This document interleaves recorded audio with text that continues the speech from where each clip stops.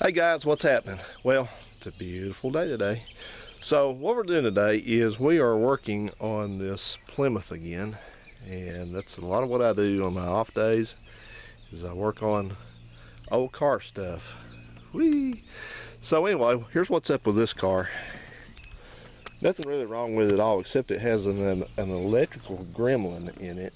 And what exactly is going on is, I'm gonna bring you over here in close, kind of get you in a hopefully a good spot. You can sort of see what I'm up to here. But this car is a very basic car, and it doesn't have very much instrumentation, and not very much any kind of lighting on the dashboard, except that it has lights in the cluster up there, and it has a light there in that selector for the ooh, hope you didn't get dizzy there. There's a light in there, one single bulb in that thing, that selector for the heater, and then has a light in the radio, and it's probably supposed to have one in the ashtray, and then it's got one in the gear selector up there.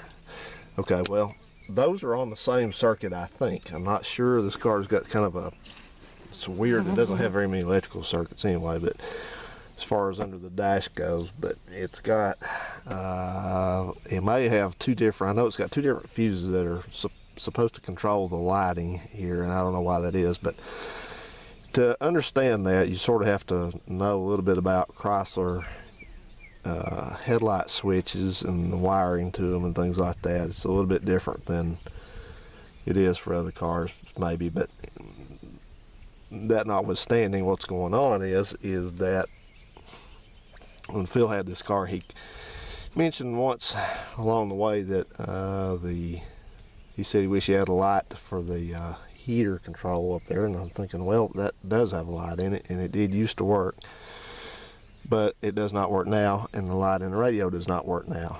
And I don't know about the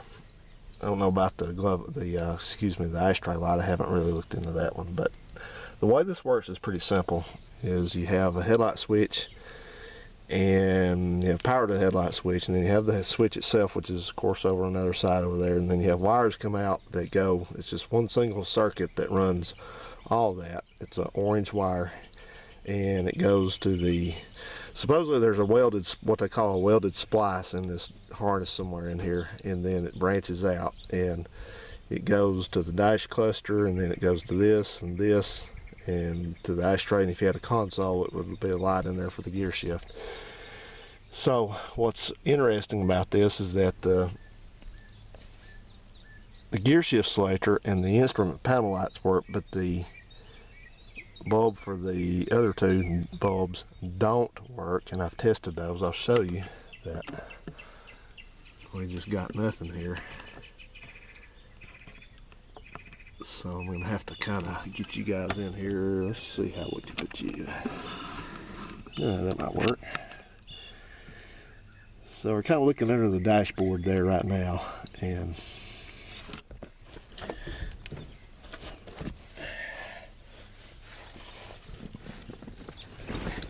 in my process of testing. So I'm going to turn on the lights over here. And there's a plug right here that it's normally up under the dashboard and goes to that selector up there, but I've brought it down, got it unclipped and brought it down, and it takes a little, one of these little number 57 bulbs, like that. See that one? And so, anyway, the most easy test is put a bulb in it, see if it lights up. It does not. So take that back out and set the meter up for voltage.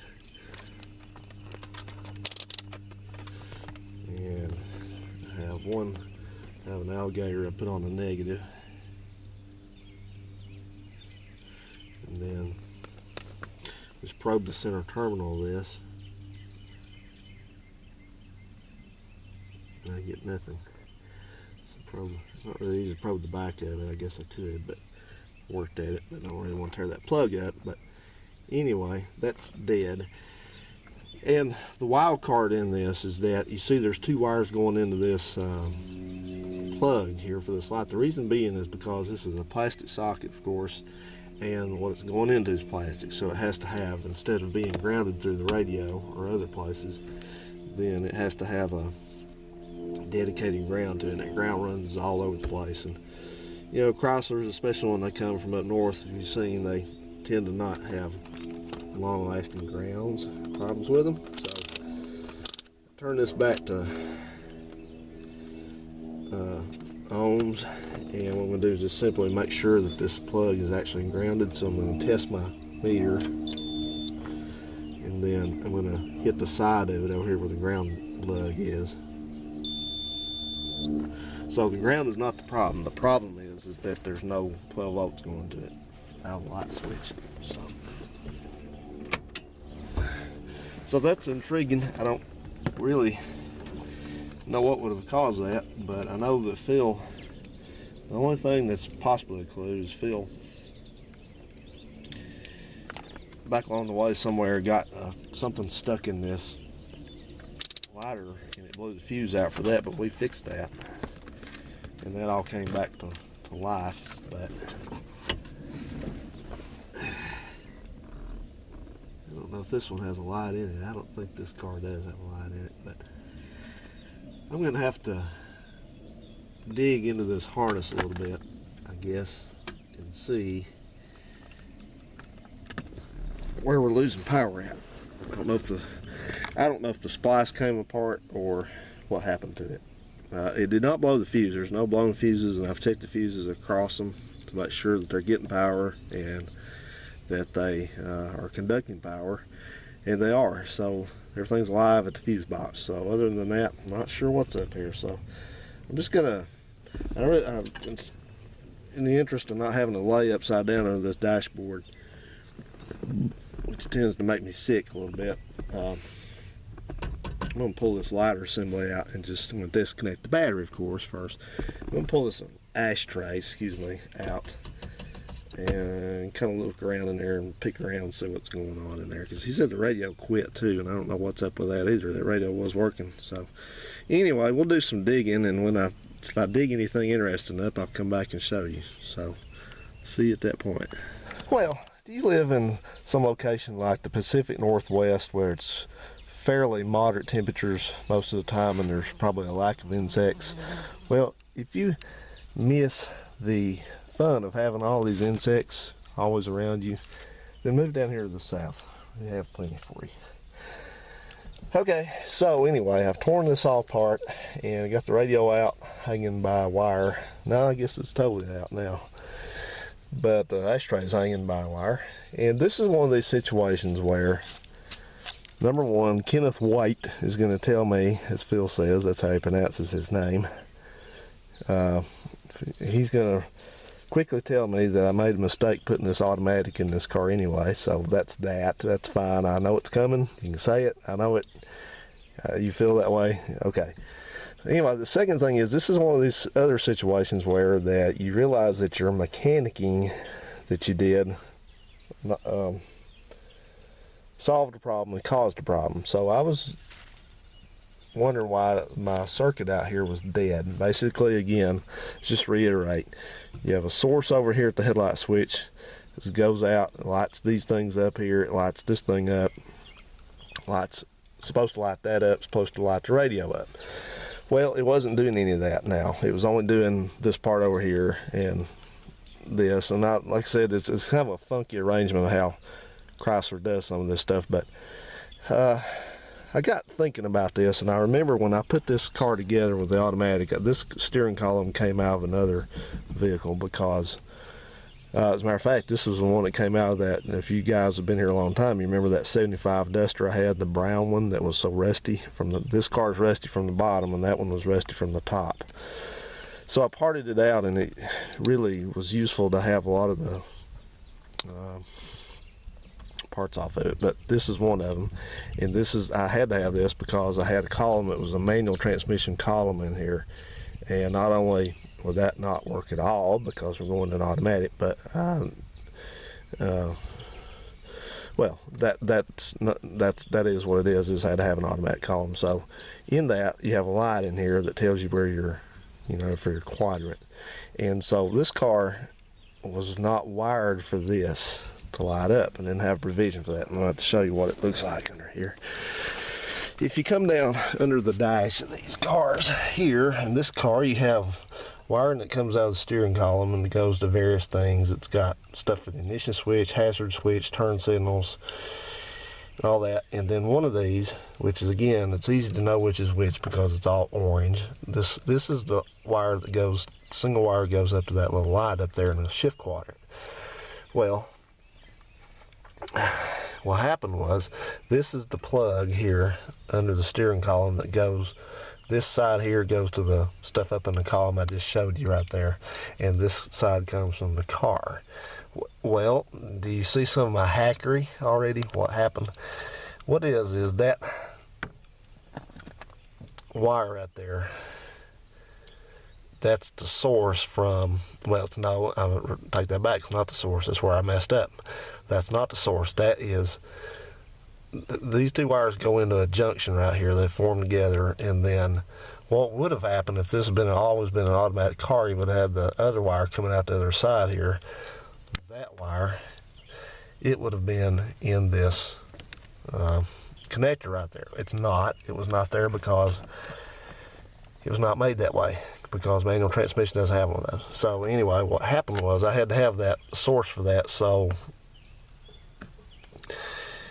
what I did here is I fixed something and I butchered something. When I took this apart, I cut this wire. This is the wire that is connected right there. That was the original wire that did go to that. Well, I chopped it and I hooked it into this, and so that got this thing working like I wanted. And then somehow or another, I didn't, or I may have, you know, that may have, I'm thinking back now, that may have just vaguely crossed my mind back then that the light out there quit working at that time, and I just totally didn't even think about it. I thought about it, and it just, you know, I was hardly driving this car then. So anyway, so I'm coming back to this, and I'm revisiting this and looking, and I'm thinking, you know what, I bet what I did was I cut the supply to that end out there where all that goes right there. So sure enough, yours truly made a mistake here with this. So what I did was I set up my meter again. I've got the negative hooked into the center terminal, which is the positive on this plug over there, but we have to have it for that anyway. In other words, one side of the meter is connected to it. And then what I'm going to do is I'm going to put my beeper, get out of here, bug, on this meter. Basically going to tell us if we have a complete circuit or not. If it beeps, it means the circuit's complete. So what I'm confirm my suspicions, I'm going to come back under here and I'm going to probe that wire right there, because I measured it originally to see if it had power when I turned the headlights on. It does not. So I got to turn that back off and run the battery down. So we're going to probe that cut wire right there. That's it. So what's happened is, there, just like I said, I made a mistake here, and I cut the power to those things. So that's why they're not working. They never worked after I did this. So I guess I was, you know, it's like a lot of times I do stuff, I get in a hurry, and then I skip a detail. So that's why I always, you know, those of you I'm friends with here on YouTube, which there's a lot of you, thankfully, but some of you guys I've kind of tried to reinforce to you that when you do stuff, you need to try to be thorough and try to do a good job of it and don't get in a rush. And this is exactly why, because you have to come back and fix something you didn't do the right way. And so luckily that's going to be a pretty quick fix. So I'll get into that and we'll put it back together the right way, and hopefully everything should work. So we'll get everything back together. I'm going to also test that radio and see if that radio is working or not. It was plugged into the speaker, but it sure didn't work. So maybe it's crapped out. Back together. So let's see if it works now. Woohoo! Good. Now I'll take the radio. I'll use my jumper pack and test and make sure the bulb's good and up. because otherwise the thing's too short. I have to put it all the way back up in there to test it that way off the car, so I don't want to do that yet. So we'll test it and see. Okay then, in conclusion, everything is working like it should be. Everything's lit up as it's supposed to be now.